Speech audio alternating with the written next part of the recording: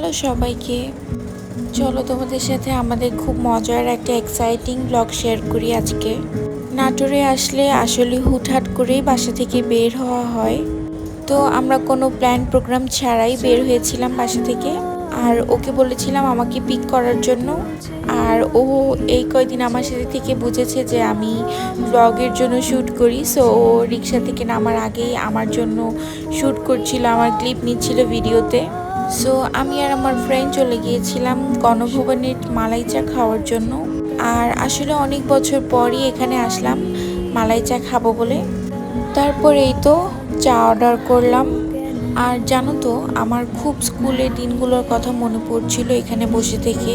ছোটবেলায় school break করে, তারপরে কোচিং ব্রেক করে আমরা এই জায়গায় আসতাম চা খাবো বলে। সো হাজারো মেমোরিজ পিছনে ফেলে আমরা এখন কেমন যেন একটা বড় হয়ে গিয়েছি। আর আমরাও এখানে বসে থেকে চা খাচ্ছিলাম, আর আমাদের বাচ্চা কাচ্চারা একটু দৌড়াদৌড়ি করছিল। আর এখানে কি যেন একটা কথা নিয়ে আমরা অনেক হাসাহাসি করছিলাম। আসলে কি বলতো, ছোটবেলার স্কুল ফ্রেন্ডদের সাথে ঘুরে একটা অন্যরকম মজা আছে। অনেক পুরনো দিনের কথা নিয়ে আলোচনা করা যায়। আর আমার কাছে মনে হয় নাটোরের এই রাস্তাগুলোর মধ্যে একটা অন্যরকম শান্তি আছে, যেই শান্তি আসলে ঢাকার রাস্তায় নেই। মন খারাপ থাকুক বা ভালো থাকুক, এই রাস্তাগুলো দিয়ে একটু রিক্সা নিয়ে ঘুরলেই মনটা অটোমেটিক্যালি ভালো হয়ে যায়।